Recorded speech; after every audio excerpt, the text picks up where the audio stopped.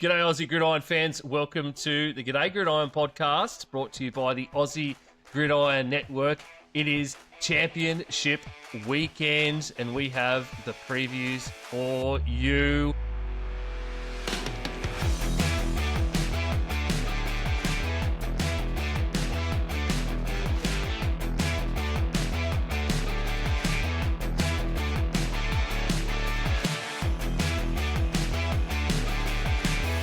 Good evening, boys. How are we going? Everybody is here, which means we are finally, Isaac, going to get a Rams preview from Isaac this year.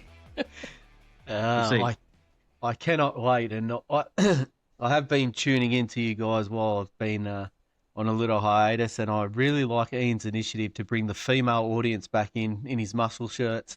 I really like it. Let's get the females in. I don't know how to take that. That just sounds really weird. I don't think we're going to get. I don't think there's going to be sort of any Feminist of the Week awards for us, mate.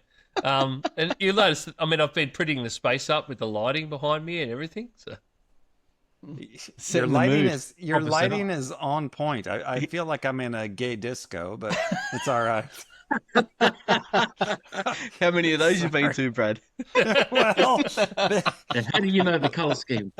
Yeah, let's just say they used to let me in free. I noticed that you've paired that up with them being Seattle colours too, mind you. So I'm just going to leave it at that. Yeah, well done, Nick. I was going to ask if anyone noticed what the colours are behind me this week.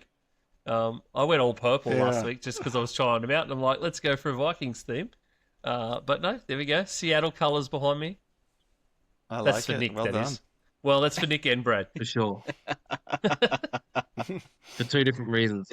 And then just so that Isaac knows where the rest of our allegiances lie. Yeah, go fuck yourselves, all of you. It is, of course, Championship weekend. We've got two massive games for Championship weekend. We're finally here. This weekend tells us exactly who is going to be playing in 2 weeks' time in the Super Bowl under the biggest of lights in San Francisco. We have a ton of news on coaching, so we'll hit all that up as well. So there's heaps of stuff on head coaches fired, some new head coaches signed, there's some coordinators signed, so you'll get our thoughts on all of that as well. And then we'll hit those previews for those two massive championship games. And I couldn't be happier. After last weekend, it was so many good games, and I'm so hoping that these games are going to be amazing. All right, let's hit the coaching carousel and get all of the latest news into your ear holes about head coaches and things. I'm sure a lot of people heard a lot of this stuff already, but we'll hit it up here and have a bit of a chat about it. Of course, the biggest news from last week in divisional round to this week was immediately after the round was finished. We had a 10th head coach firing for the season. That is tied with one of the biggest ever, apparently, in history. So 10 positions that were open, and that was, of course, none other than Sean McDermott of the Buffalo Bills being let go from the Buffalo Bills. Insanely, I know I've been a little bit critical of McDermott, and I've had led the if not now when charge, but that guy had one of the craziest stat lines since in all his times. He's 6 years in Buffalo, 98 and 50 was his record, and we're letting go of a coach that has 98 and 50 that showed an incredible amount of passion in the post-game press conference about what had happened, and even so much passion that he rang a reporter up on the plane on the way home just to bitch some more. So that happened, and then almost at the same time, GM Brandon Bean, who didn't let go, gets a promotion. Brad, let's start with those two things. You and I were chatting about this on text, that we just couldn't believe that happened. Those two things happened. Yeah, absolutely. It boggles my mind that those two are symbiotic, their relationship, Bean and McDermott. And how is it that one guy gets fired and one guy gets a promotion? It's just pure because somebody's got to take the axe. And I get you're the coach, but Bean needs to hold just as much blame on this as McDermott. Obviously, he's not the X's and O's, and he didn't give up, the plays with 13 seconds or miss the field goal or any of that stuff. But he was the one that gave him really kind of limited wide receivers and limited defense. And so it just boggles my mind. I feel like they just needed to make a clean sweep of this and bring in a new GM as well. But it's clear that he was closest to the owner and had his ear, and so it's one of these last person that has the last word usually wins, and so that's what happened here. And I just felt like, yeah, you maybe needed to make a change, but Bean was just as much part of the problem.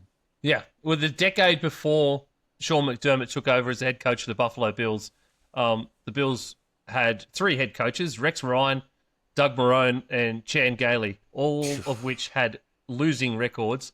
The Bills were last in their division multiple times and managing only one winning season in the entire decade. Sean McDermott takes over and just remodeled that entire franchise and the way that they were coached and everything that happened. And then you get 6 winning seasons on the trot after that. Well, and they had, they hadn't made the playoffs, I don't think, like in 19 years prior to that. Yep. So, they had some success, but come on. It helps when you get a guy called Josh Allen on your team, though, on your roster. Yeah. Oh, for sure, 100%. That is a big thing. One of the playoff wins that McDermott had was before Josh Allen got there.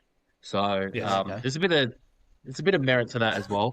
I'm sure we'll talk about it in just a sec with what the owner did say, but it feels like, from listening to that press conference, I'm sure we'll talk about it in just a sec, but it feels like the domino effect, it's not so, I don't think impulse decision is the right term to use here, but judging by what we sort of heard in that sort of press conference, it just sounds like that the way that the players, obviously Josh Allen was emotional, and then they had obviously multiple other players that were sort of a bit emotional as well.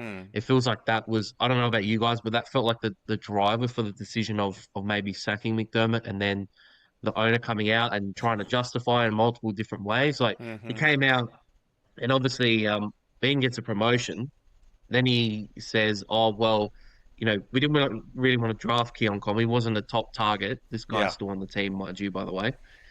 And then literally someone found today, I saw there was a video of someone going back to when that draft happened and being like, yeah, let's actually draft and that this was, yes, that was on video. It's like he didn't remember that it's on video. That it's on video, and it was on video immediately after the draft happened, and we all saw that. We might have forgotten because it's a few years ago, but we all saw that. He definitely said, yes, this guy, and they were talking about him with scouts during the combine, and the fact that he ran a bit slower than Gabe Davis did, who they drafted in the 4th round. So it meant that they could get him later. They said it's a good thing he did that because we'll be able to get him later. You wanted him. Terry Pagula sat next to Brandon Bean in a press conference. They were asking Brandon Bean questions. Bean was starting to answer thing, and then Terry busts in. He also said at one point, someone asked him, did you talk to Josh Allen before making the decision about McDermott? He says, I don't need to talk to Josh Allen. It doesn't matter what he says. He's your franchise quarterback and one of the top 3 quarterbacks in the league. I guarantee you it matters what he thinks. Because if you think you can just do whatever you want with these caliber of guys around, and we're talking leaving top 4, Mahomes, Burrow, Lamar, Josh Allen, and then you can add a whole bunch more in there as we go along. These guys are going to be going, no, I want to hit the road. I want somewhere else. Trade me. And they will kick up a stink until you have to do it. With all that stuff that went on, it's wild that somehow that this owner comes out, Terry Pagula comes out and says some dumb shit in a press conference, and suddenly he may have managed to make a team that has Josh Allen as the franchise quarterback less desirable to coach when you're searching for a head coach. It boggles the mind how that even happened. And then as we get into the coaching search part, they've got a huge list, obviously, of guys they want to talk to for head coaching positions. Top of that list, apparently, is Joe Brady.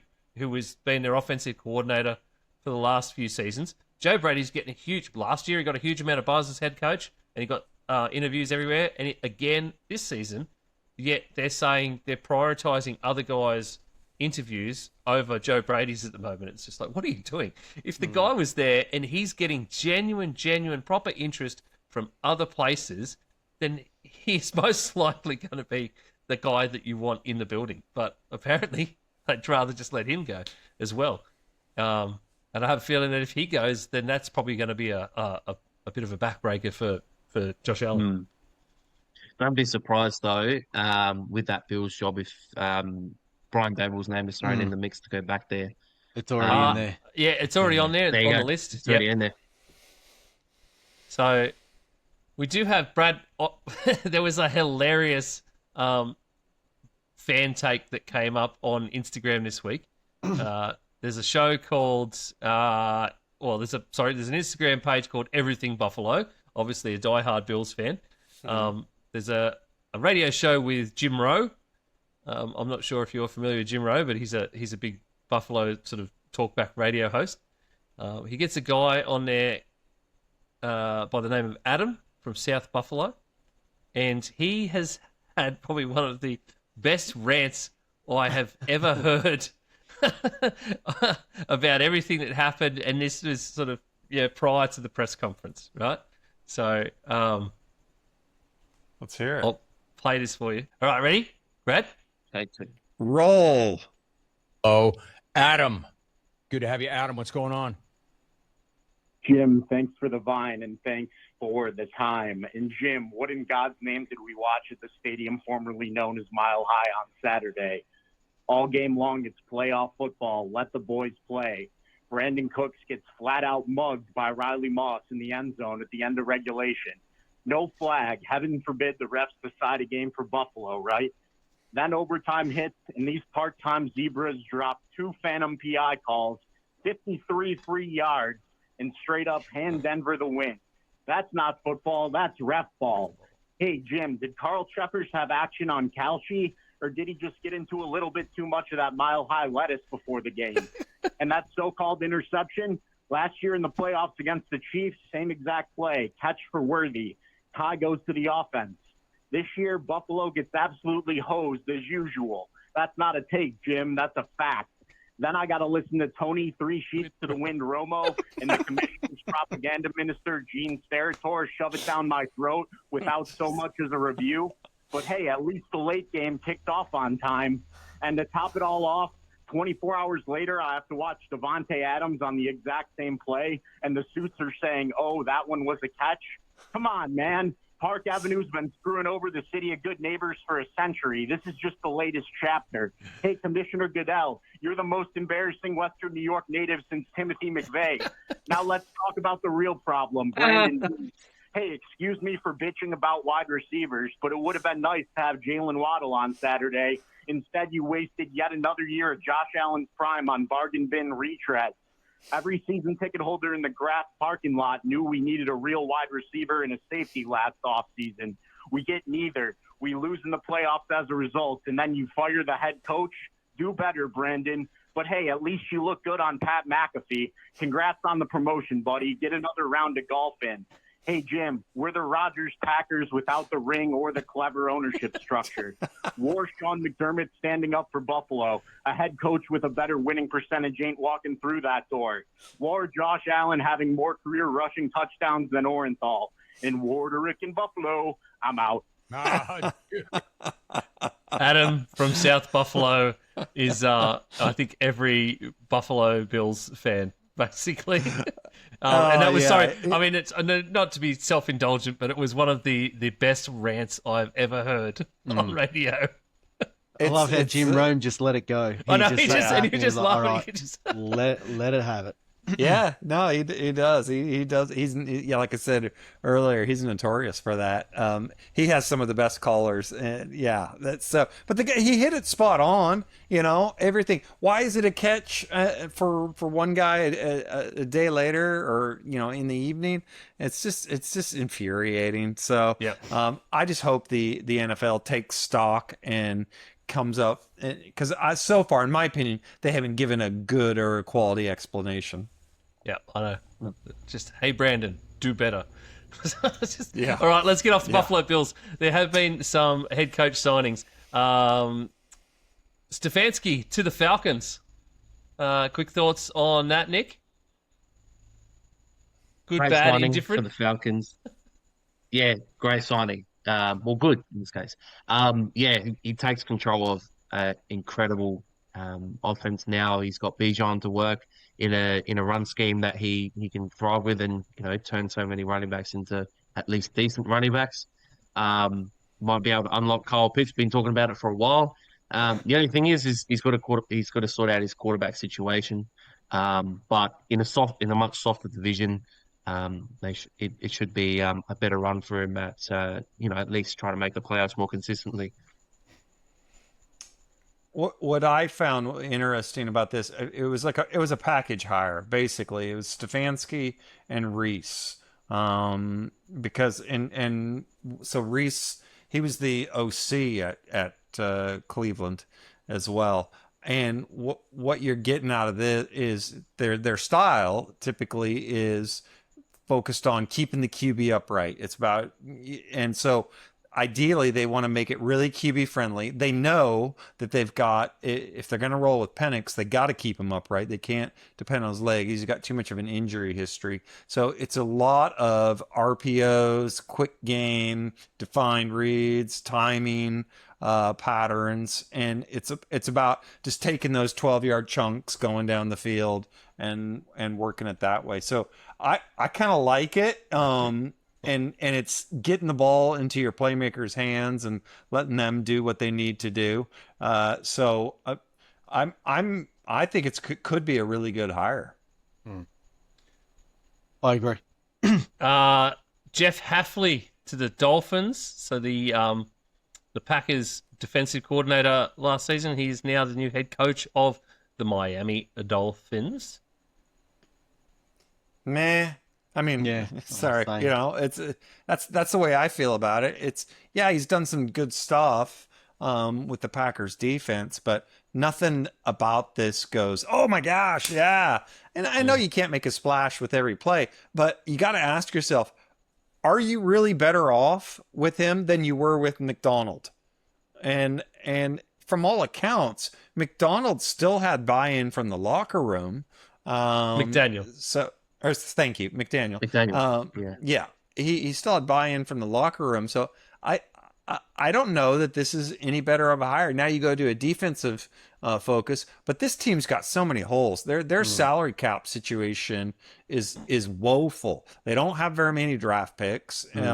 So are they going to move on from Tua? And it's just I scratch my head at this. I feel like he's a lame duck. Well, you still inherit the problems of the past, and now you've taken you basically you've got to find a decent OC to pair with you that's gonna, and that's a problem at the moment, because whenever someone gets a decent OC and they have some kind of success, they're off. The other problem is when you mention the salary cap is Tua and Tyreek, they're two of the problems of the salary cap problems you're going to inherit. They're massive, $200 million between those two for next year's salary cap. Tyreek's contract is pretty favourable, and you can move him on and not have a huge amount of dead cap space. And they might do that to somewhere. Somewhere might take him for a later round draft pick or something like that, considering he's coming off a pretty major injury. But Tua is his... if they got rid of Tua this season, his dead cap alone for next season is $99 million. Jesus. Far out. So you can't get rid of him. So you have to use him, because for 90. Yeah, they could restructure it and figure out something, but it's still going to be massive hit. It's $99 million. You still can get the can down the road. Yeah, and you've got to kick it, and you're going to have to kick it for several years, moving that in some kind of cap restructuring constantly just to get it there. For sure. At least the next 3 years, they're going to be in salary cap hell. Probably one of the most interesting ones the last couple of days. Robert Saleh is now the new head coach of the Tennessee Titans. Why is that interesting? Well, Robert Sala is a pretty good, obviously very good DC. Really good locker room guy. Everyone in a whole organisation seems to just love him. They did it at the 49ers as well. Even the offensive guys were saying his energy was great, just within the organisation. The other thing is storyline. Him and Liam Cohen in the same division. And if anyone doesn't remember, this is last year where he was, him and Liam Cohen were basically facing off, and Robert Sala was telling him that he would effing kill him. So yeah, this season, yeah. So this we're going to get these two need to face each other at least twice a year now. That's fantastic storylines. Yeah. What was that over? I forgot. What was that all about? Oh, I can't even remember. So what happened was, so during the week of that game, Robert Sala come out, did a press conference, and I don't know why Liam Cohen got so upset about it, but Robert Sala pretty much said, obviously, offensively they've really improved. They've got a real good system. They have this system of and he prefaced it with legally stealing signs or something along those lines. Right. And so Liam Cohen got so upset. Yeah, sign stealing legally, mind you. He didn't say illegally, legally, so you can do it. And then Liam Cohen got so upset, and then because we had played them that week at home, and then they had beaten us, and then that's when it sort of kicked off afterwards when Liam Cohen had a go at him, and that's when Robert Sala was like, "Oh, fucking kill you, mate." He probably would, but he did kind of over escalate that a little bit, going to straight, "I'm going to kill you." Divisional football there in between the Jags and Titans is going to be twice a year now. Great, twice a year, so good. Considering we've already got in the NFC North, we've already got a Bears head coach and a Packers head coach who clearly don't like each other, and there's a lot of conflict there. To have this pop up again, that's going to be so good. And it better, I tell you what, it better happen again. These two better not back down from this. Go, oh, it's all water under the bridge now. Don't come at us with that bullshit.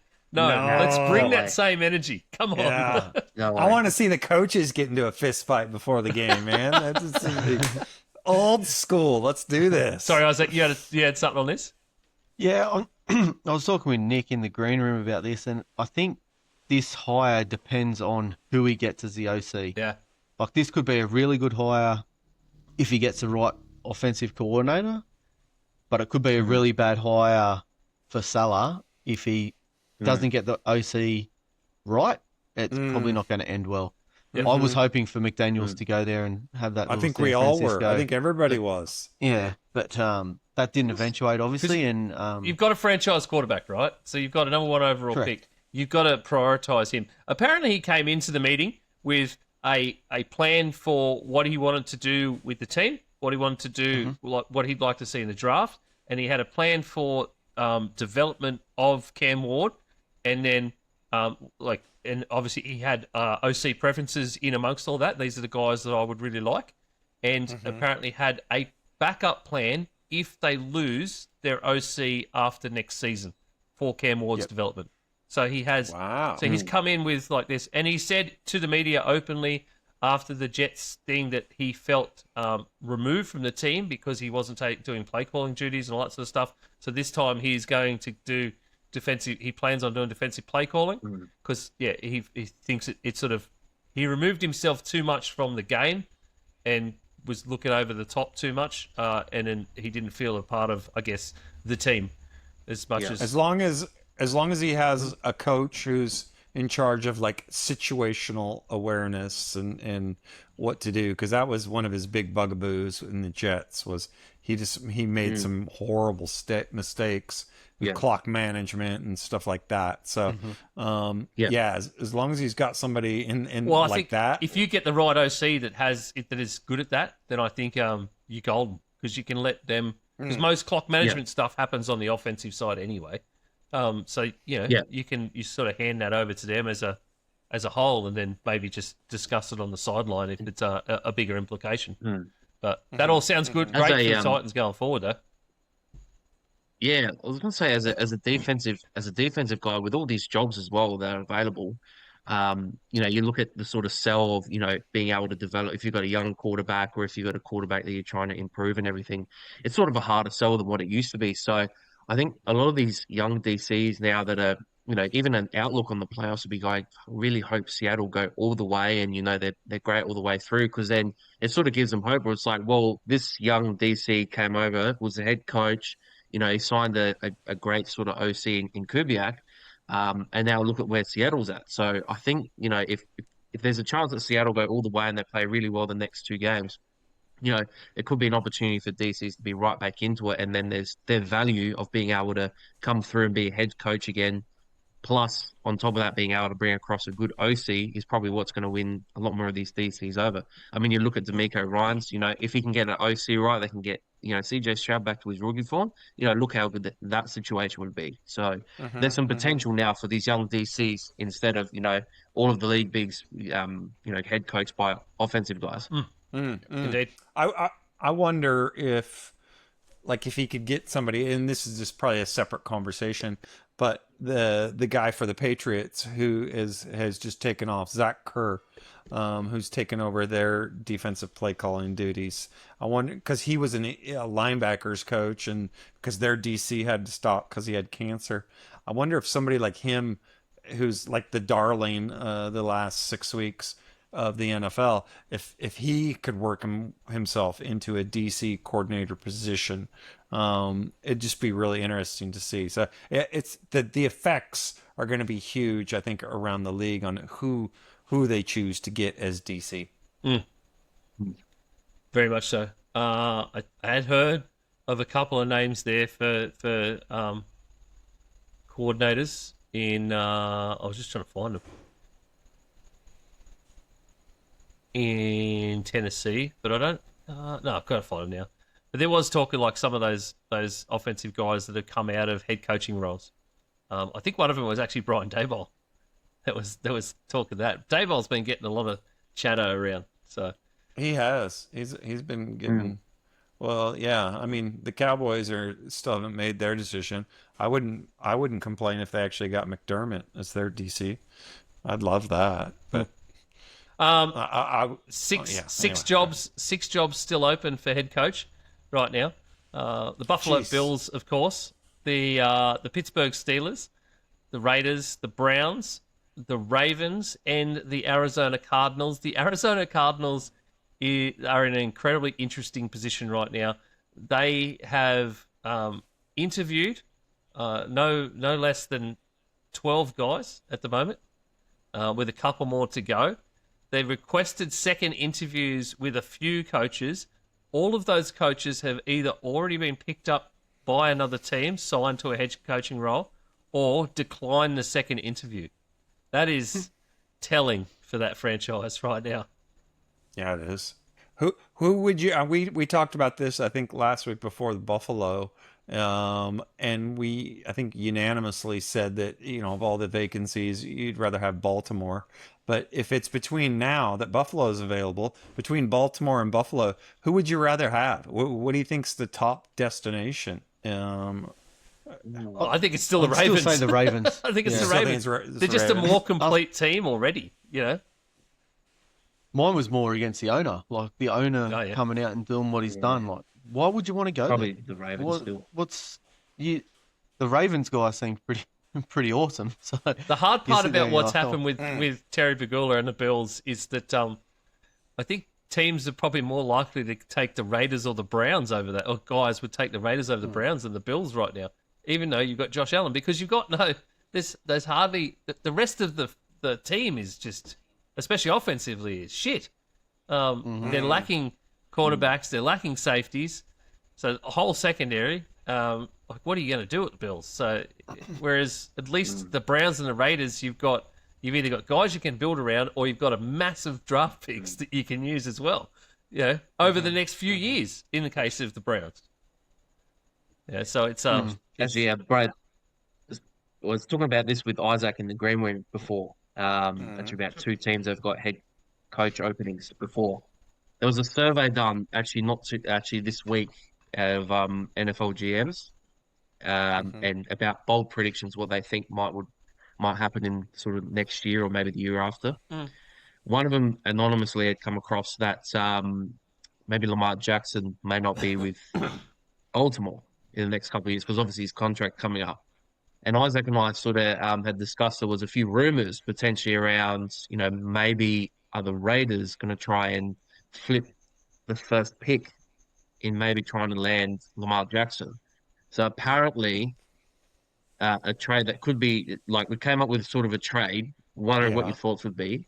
Yeah. From the Ravens side, if you were to give up Lamar Jackson, would you take pick 1, obviously of this year's draft, plus Max Crosby? For Lamar? For Lamar Jackson? No way. I wouldn't take him? No, you need at least 2 ones.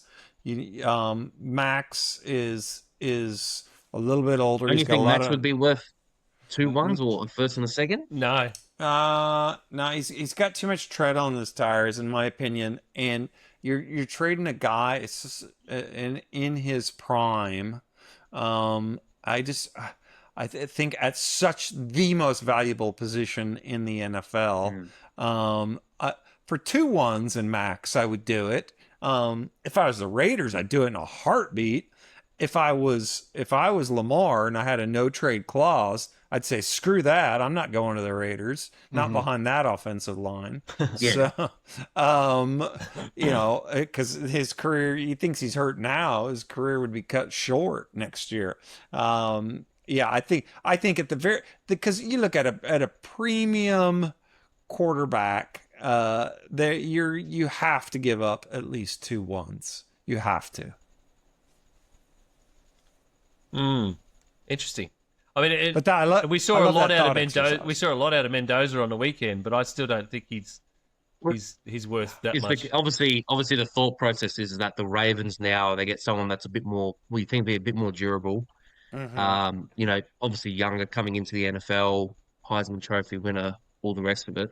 Yeah. They've had some troubles with Lamar staying healthy. So there's that side of it too. And obviously if he hasn't been on terms with the franchise. So it's just that thought. Yeah. And obviously with Max Crosby, the biggest thing on their defense is they haven't been able to get pass rush. So they solved that problem there. Yeah. And obviously with that, they also save a lot of money in their salary cap. I think I saw today they'd probably be saving about 50 mil going into next year. So they can also use that, potentially upgrade elsewhere, maybe a bit of an O-line in front of Mendoza. Yeah. Can you convince Signetti maybe to come across? I don't think he would, but long shot. I think Signetti's found his stable organization. I think Signetti's found his home. To be honest, that guy is. I think he's... You know what? This is a rabbit hole that we could go down forever. But you know what? I would do Lamar and Derrick Henry for Genty, Crosby, and a 1. Jesus. I can't wait. You know what? We're going to schedule... That's a worse deal. That's the worst deal than the I had. We're going to schedule an off-season episode based on just crazy trades. Okay? Would you do this? And we'll just do all these trades. 100%. Let's do that. Because these are going to be fascinating conversations just on what to do there. So we'll do that. Some coordinator signings.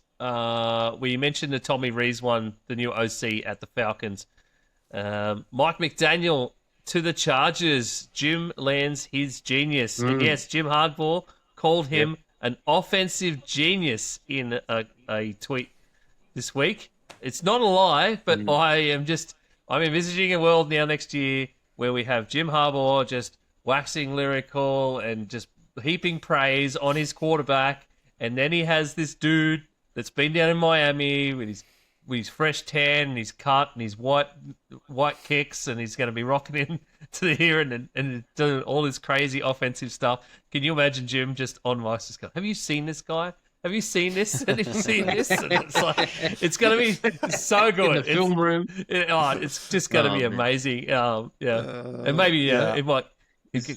He'll go down there and get back into California's sun.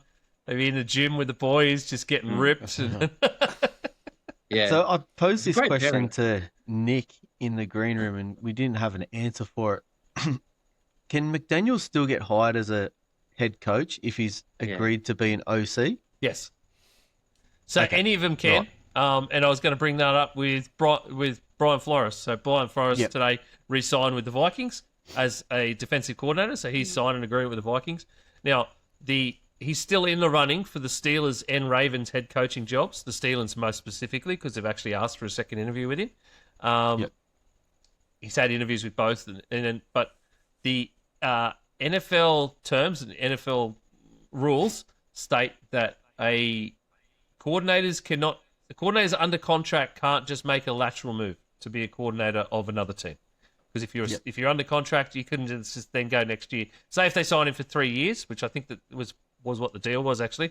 He can't just go and be the DC of the Packers next year, or elsewhere. Just be a DC elsewhere. But if they get offered a better position than what they currently have, and they wish to take it, then they can break that contract and take that. So, in the case of McDaniel, if he gets offered one of these head coaching jobs that he has interviewed for, and he really wants it, then yes, he can go for it. Yeah. But what you can do, and what you should do, or what would be expected, are two different things. I think if he did that, that would be a pretty dog move. Well, Liam Cohen did it last year. So. Yeah. It's the Tampa Bay thing. Like, that's what happened with Liam Cohen and Tampa Bay. He had signed that deal, and then he got offered a head coaching one the next day, and then went, "No, sorry, I'm out." But that is the rules there. Yes, and I guess Isaac, the prime example would be, I'm pretty sure he has already interviewed with the Ravens. I think the Ravens. I was going to say the Cardinals, because I think we're all expecting the Cardinals to be the last ones out of the blocks at this stage. No, he hasn't. They didn't interview him. Wow. Stunning. Anyway, yes, he did interview with the Ravens. So, yes. And I think the Browns too. I think he interviewed for their head coaching role as well. I'm just going down the list. The Raiders, he did. The other ones are all gone. Yeah, and I think the Browns. So yeah. So the Bills next. No, not the Browns. The Browns are wild in terms of they've interviewed basically nobody. It's Jim Schwartz. They're gonna do some retread. Probably. Four of them. They've completed 2 second interviews so far as of today, with Todd Monken and Jim Schwartz. And then they've got second interviews lined up this week with Jesse Minter, Grant Udinsky, who's the Jags OC, and Nate Shieldhouse, the Rams passing game coordinator, which you can't do until the Rams are either eliminated or after the Super Bowl. So, The way the Browns operate, I'm surprised they didn't bring in. I'll just read the notes.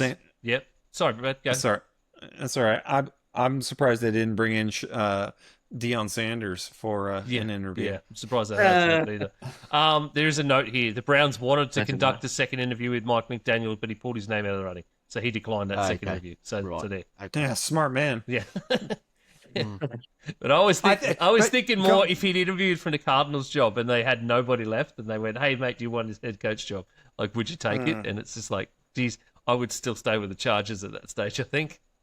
I mean, but just going back, we haven't really talked about it, and we're kind of running out of time in this segment. But I think he's going to do awesome at the Chargers, because McDermott, he got a lot of notoriety for his passing, but he was really originally a kind of a run game guru, and if he can get that going with Herbert. Because let's face it, Herbert is a 10 times better quarterback than Tua. And look what he did for Tua. He made him look decent, good there for a couple of years. So I think it would just be awesome. And there's no way that line can be as dinged up and injured as last year. Although the San Francisco 49ers might disagree with having a team just as injured just as much. But I think that is a fantastic hire. And part of me hopes he stays with the Chargers because I would love to see that. Hey, Brad, are you not a fan of Mike McDaniel? You've called him Mike McDonald and then you've just called him McDermott as well. No, there's too many Micks. Just take out the Mick. and just call them by the rest of their name. Brad does get slightly mixed up with it. I with that Mick guy. Yeah. Exactly. Ronald. That Mick guy. Yeah. Ronald. Yeah. With the Big Mac. Yeah. Oh, that's true. Good one. It's true. We might need to find another name for him. Although for McDaniel, he's a shorter guy, so he would have had the kids' meal. They're drawing up the plays with the chicken nuggets and the chip. Yeah. His own running schemes and everything. Oh, I like it. Yes, he would have. All right. Well, that's the coaching news, as I said in there. Oh no, sorry, there was one more quick one. Drew Petzing signed as the new OC at the Lions, the former Cardinals OC. That surprised the hell out of me. I really don't know. I'm assuming Mike McDaniel really confused him at the Lions when he went down there with his attitude. There were some pictures of him online wearing hilarious outfits at an airport, and I'm assuming he turned up with a leather tie, apparently. Drew Petzing did? No, McDaniel. So, because I was very confused as to why the Lions wouldn't have offered McDaniel a contract. We talked about it last week, Brad, about how awesome he would have been there. But yeah, no, well, apparently Drew and the owner. Well, no, the what's his name? Now you got me all flustered with the names. Dan Campbell. Dan Campbell, yes. That they have history together, and Drew's mentality is kind of, we're going to run it down your throat, smash mouth, so which fits perfectly with Campbell. So you can just basically expect more of the same, that no, we're going to beat you, and if you beat us, it's because, you know, you took our best punch and rolled with it, that type of thing. So they're doubling down on this whole mentality of biting kneecaps and that type of thing. Yes, they are. So, all good. Righto, let's move on to the previews for this week's games for Championship weekend. Two enormous games. Let's talk about them in order. Why not? We'll talk about it in order. The first one was going to be New England Patriots, Drake May. Should have been Denver Broncos, Bo Nix, and that should have been the storyline. The storylines after Bo Nix broke his foot, though, is all about Denver and Jarrett Stidham against Drake May and the Patriots, and the Patriots defense, and all of that sort of stuff. And everybody is sort of saying now that the Broncos have no chance, and the Patriots are just going to roll on through to the Super Bowl, easiest path ever.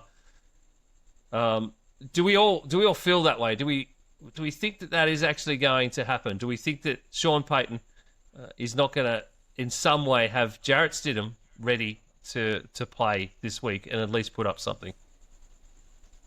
Unfortunately, yes. Do I want it to happen? No, I want Jarrett Stidham to come out and play the game of his life and do that. But the overwhelming feeling is that the Patriots... because you want to play Jarrett Stidham in the Super Bowl, that's why.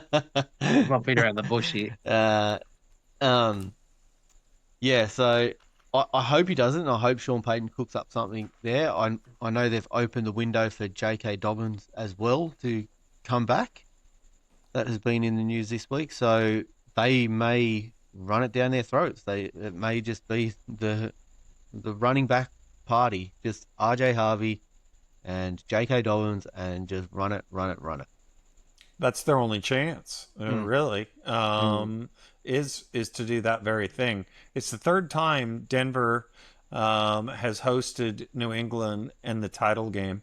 And it's the first time they've hosted it in over a decade. That crowd's going to be amped up, but I don't care how much the crowd's into it. That New England defense is playing really well right now, and they're peaking at the right time. And I just don't see it. I really don't. The only way Denver could do this, in my opinion, is if that defense literally plays like one of the best games ever in the NFL. That's their only shot. And they get a couple fluke runs and that type of thing. But really, that Denver defense has to play lights out. Stidham can't make a mistake. He can't get too greedy. He's just going to, check downs, flats, crossers, slants, all that kind of stuff.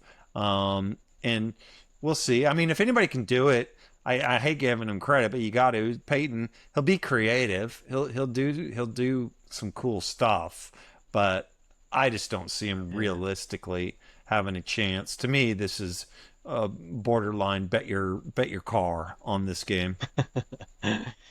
I can't believe the line's at, well, it was at -5.5 and actually moved down to -4.5. So I'm very surprised that it did that. I mean,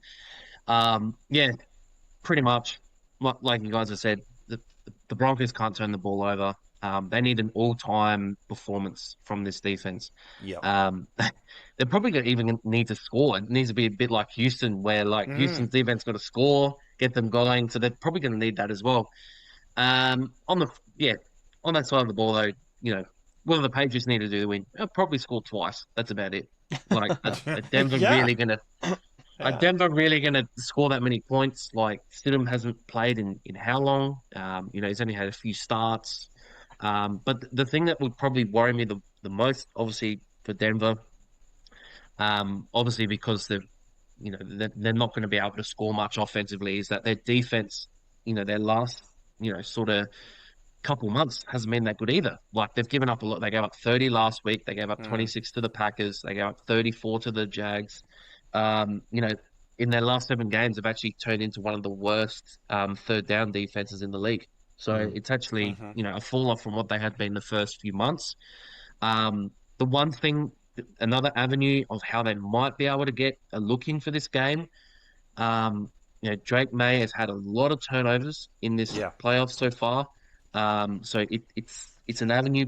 Unfortunately, they don't recover a lot of fumbles, the Broncos, albeit that they cause a lot of fumbles and they pick the ball off a lot. So it's going to be interesting to see how Denver takes their opportunities, because they're gonna get a few times where they might be able to pick Drake May off, and they probably maybe recover a fumble based off of what we've seen in the last 2 games from Drake May, and obviously it's his first road game. It is in Mile High. Obviously the altitude, the weather, all the rest of it. So it's not a complete cakewalk, but I just think if Bo Nix was playing, you'd probably give them the edge. But in saying that, with people that have been saying about, is Bo Nix really that good? You're going to find out in this game, because if the Broncos can stay competitive, you probably have some questions about, is really Bo Nix, throwing along this offense as well as we first thought. So it's I feel bad for the Broncos, really, for the stupid decision last week. But I don't disagree that the Broncos defense has to play lights out. They have to play lights out, because you have to overcome what is a very lucky and opportunistic New England offense. You have to do that, because that's what happens with New England offense. And I think these teams have played much the same throughout the whole season, the way that they've played and the way they do play and the way they go through their games. But let's not discount Jarrett Stidham. The guy, I know he hasn't played in a couple of years. He was a 4th round pick by the New England Patriots to do what? To back up Tom Brady. And they loved him because he looked, he played, he trained, he studied like Tom Brady, in and out. And then when Josh McDaniels went to be head coach of the Raiders, what was the first thing that Josh McDaniels did? He traded for Jarrett Stidham straight away.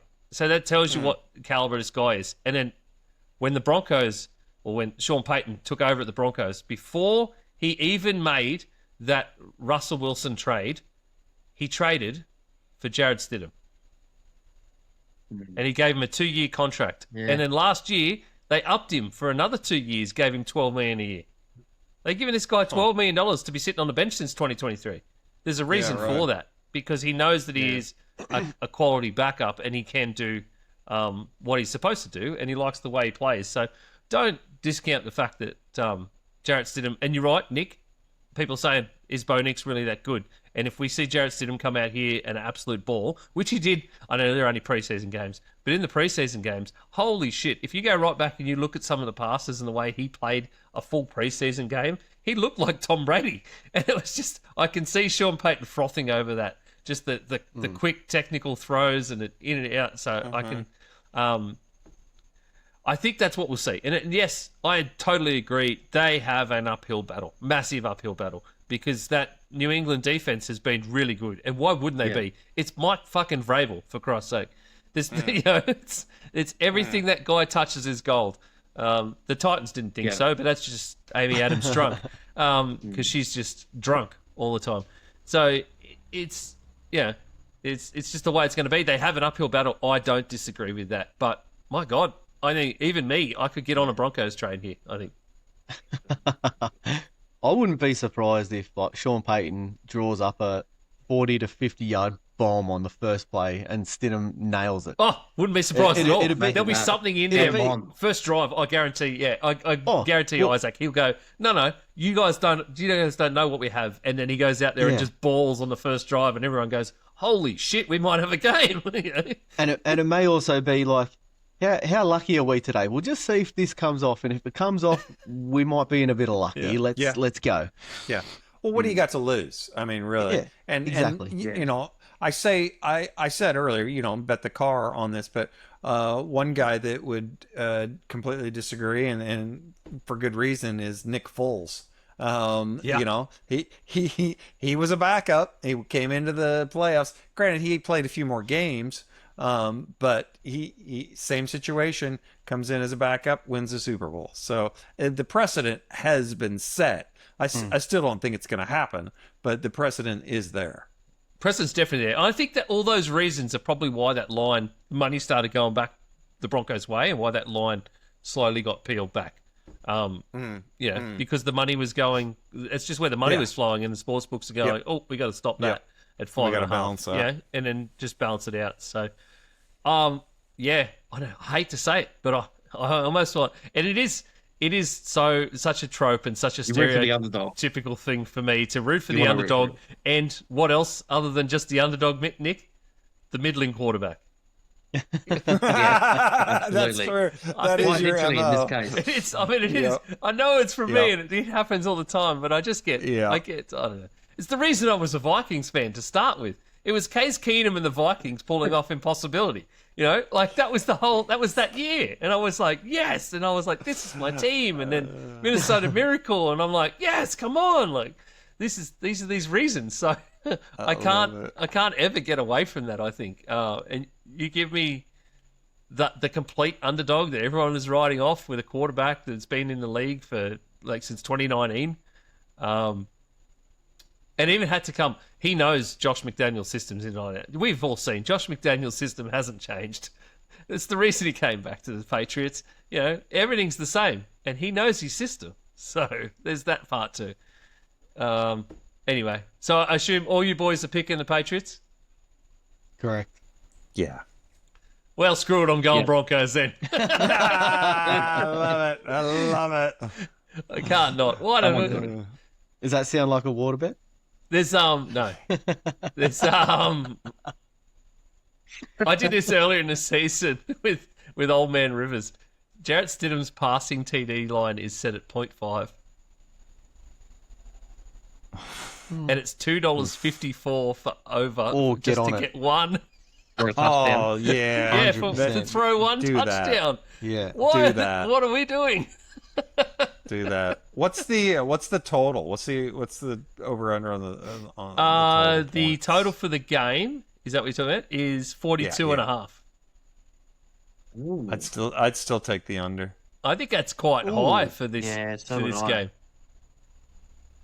I would take it's a lockdown for the game, isn't it? Yeah. Both sides of the ball. Yeah, you're right. It is. It's got to be. A lockdown for the game. I was trying to find. I didn't look for it earlier, and I just thought of it. What it would be for him to throw.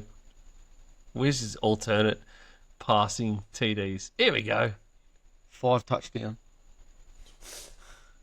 2 touchdowns. 2 pluses at $3.60.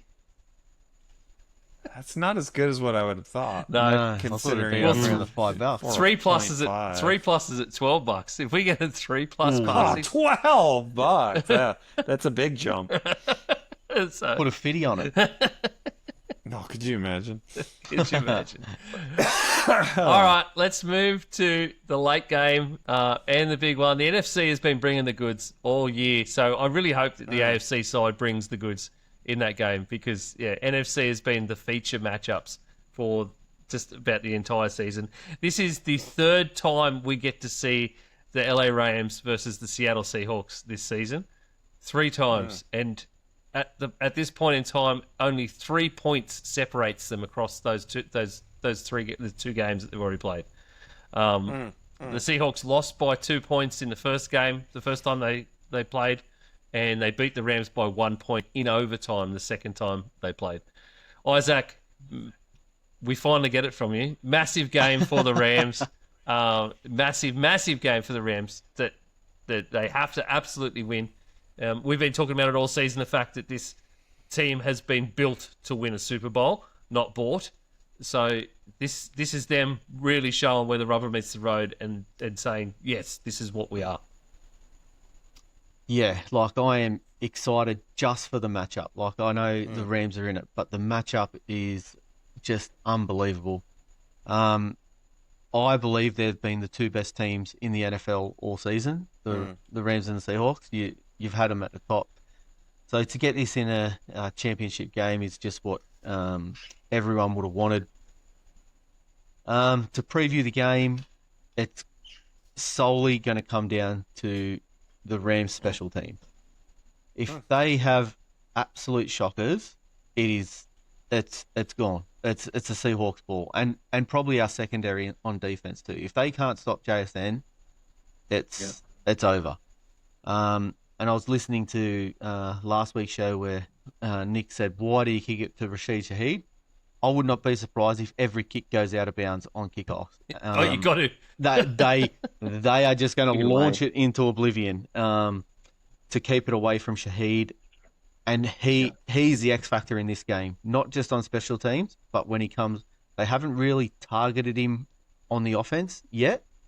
I think you could see a few targets coming for Rashid Shaheed, especially with our secondary at the moment playing as bad as they have been.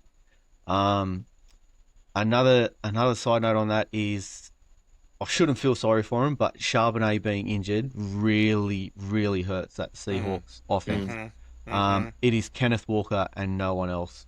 So if our pass rush and our O-line can stop Kenneth Walker, then we are in with a good shot. And again, we're playing Sam Darnold in a big game.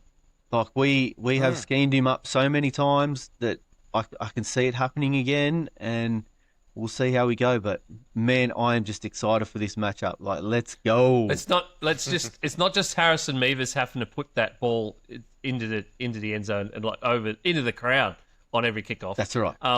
It's the punter Ethan Evans needs to make sure that every ball is launched away from wherever Shaheed is standing, and maybe kick it out of bounds. Maybe just low knuckleballs as far as you can go, because you can't put anything that he can return close to him. Otherwise, it'll be game over the way he returns.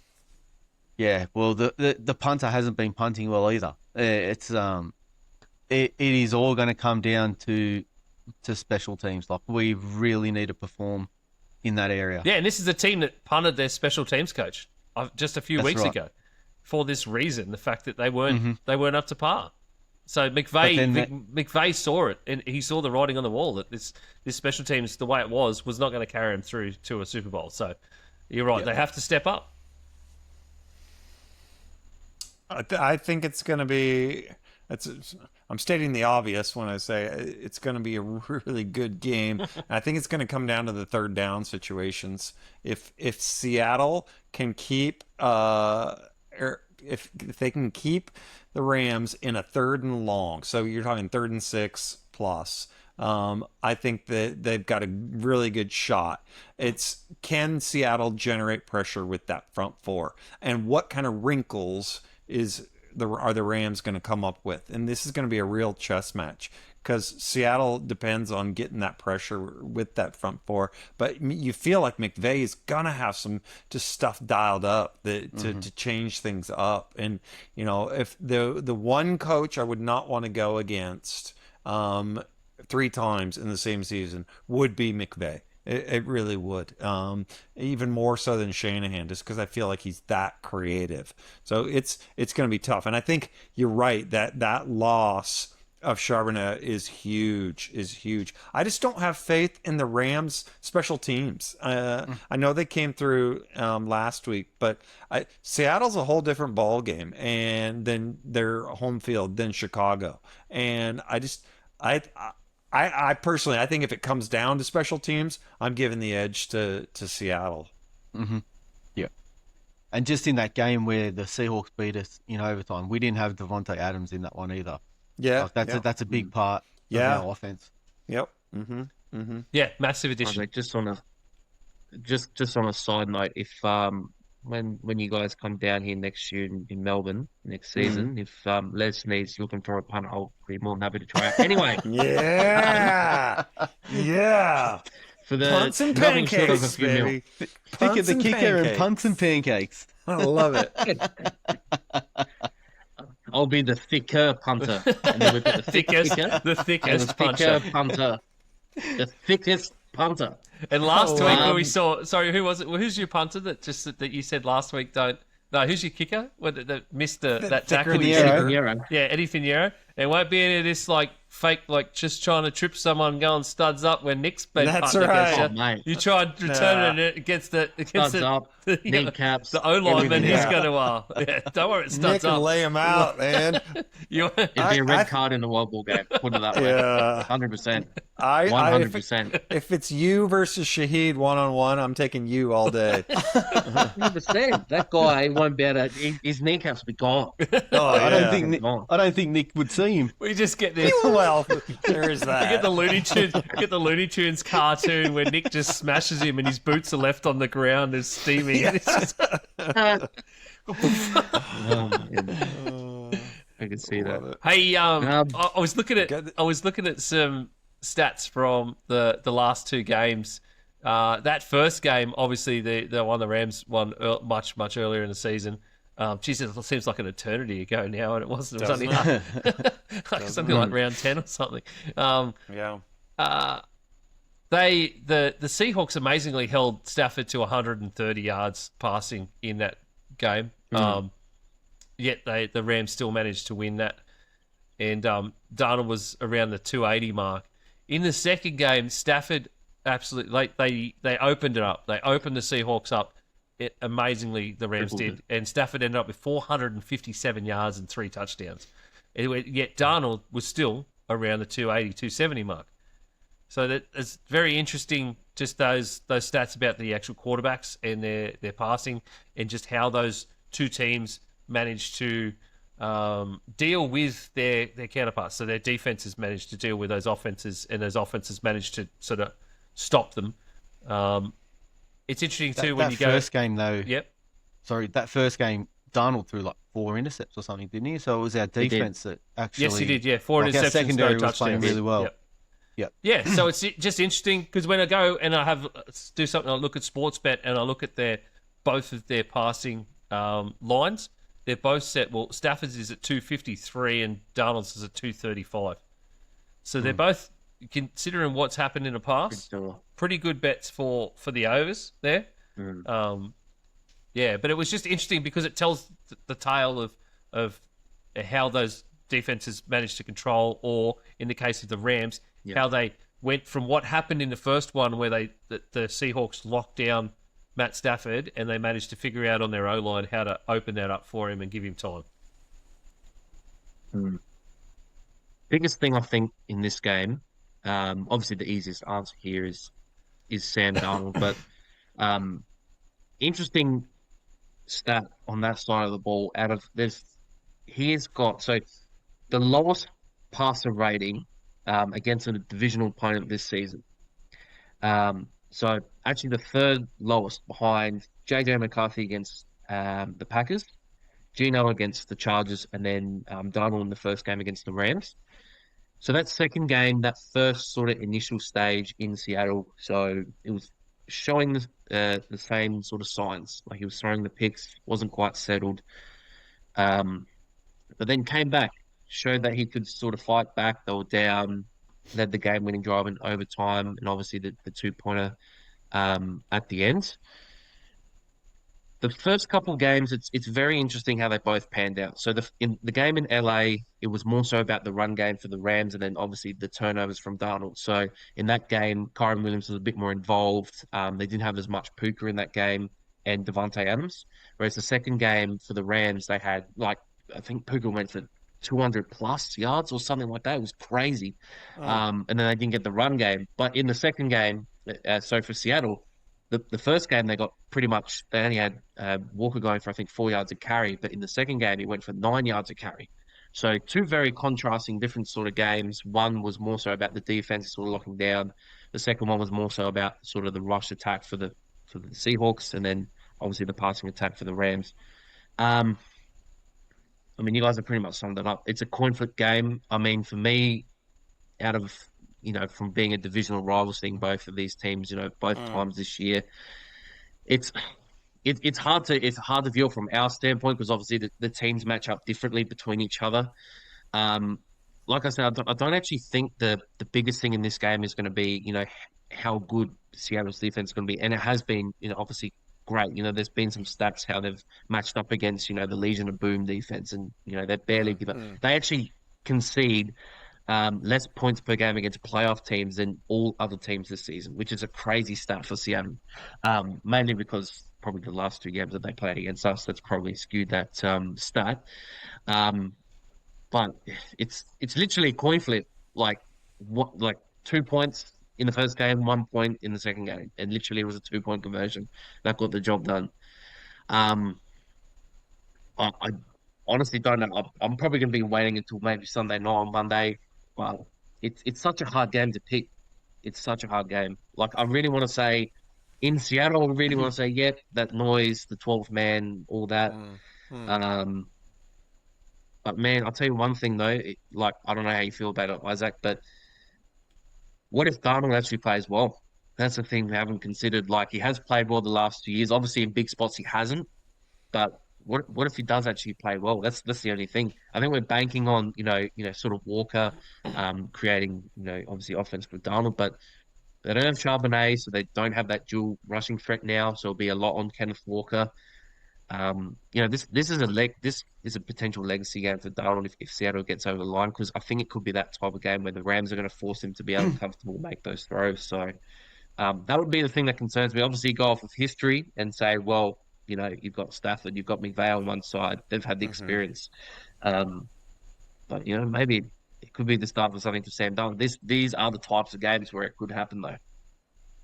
Yeah, like I mentioned before, if Darnold plays well, our secondary is in trouble.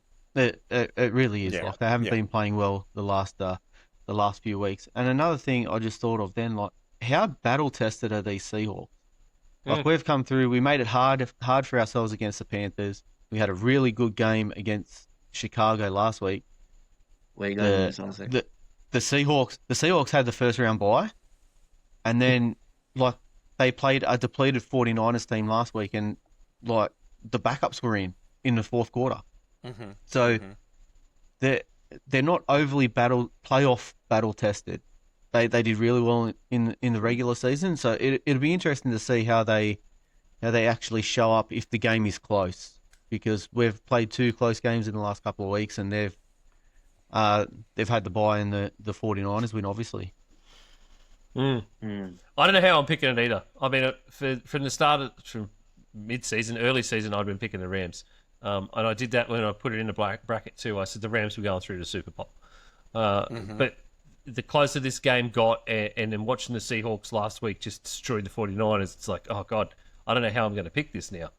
Because I do think that you are right, what you said at the start, Isaac. They are the 2 best teams in the NFL, and that's what we've gotten here. So it's so hard to pick between these two. I think I'm going to probably pick later in the week as well.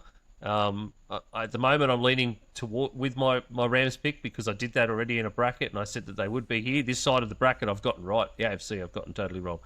But I genuinely believe whoever wins this game, doesn't matter Rams or Seahawks, whoever wins this game wins that Super Bowl. Yes. Mm-hmm. This is the Super Bowl, hands down. And I think this game is going to be close, but I'm not afraid to pick it. I'm going to go home court advantage, and I'm giving it to Seattle. So. Well, that's what I reckon. Yeah, my biggest pick, I think, and I will stand by it next week. Whoever wins this game I'm picking for that Super Bowl win, 100%. Absolutely. So, absolutely. But I will try and pick this game later in the week because who knows if I can make up my mind. I am really leaning Rams because I do firmly believe that they have been built, and I like the way that they have been built. I just need to see that defense have a much better game this week than they did last week because it was horrible by their standards last week, horrendous by their standards last week, and it needs to be that form that we saw, that soul-crushing defense that we saw earlier in the season where they were taking on teams, early season, I'm talking early season, where they were just dominating teams. If they can do that, they can find that within themselves, then I don't think we get this close overtime game against the Seahawks. Chris Schuler might work his way into a head coaching job if the Rams come out and play really good defense. Yeah. Yeah. I mean, if you're Arizona, you got to interview him. Yeah. I think he's looking for higher than Arizona there. Oh, well. Okay. How cool is it for the NFC West? I mean, are they not the best division in football? I know everybody thought it was going to be NFC North, but NFC West is just playing. I think this is the best decision. The best division we've seen in probably the last decade total, because they've not just dominated, but we had 3 teams in the divisional round weekend. Yeah, and now we've still got 2 teams in the conference championship from this division, and that whoever it is going to win that Super Bowl, and it's unreal. Because they've all played so close. I know the 49ers have been beat up and it had been hard, but they played with a ton of heart. If only the Cardinals knew how to play football, it could have been a great division. But not only that, Ian. Like when they play each other, we talk about it constantly. The 49ers beat the Seahawks.